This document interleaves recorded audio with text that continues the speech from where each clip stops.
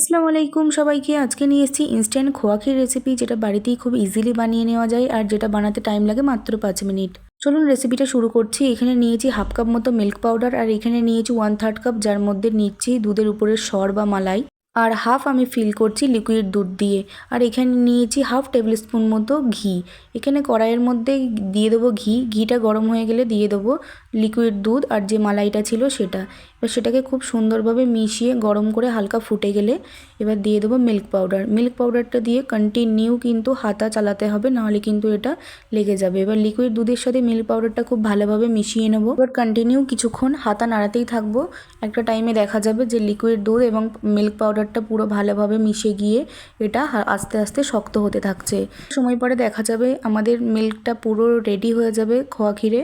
আর এই পদ্ধতিতে অবশ্যই একবার খোয়া ক্ষীর বানাবেন। রেসিপিটা ভালো লাগলে সাবস্ক্রাইব করবেন, লাইক করবেন এবং কমেন্ট করবেন।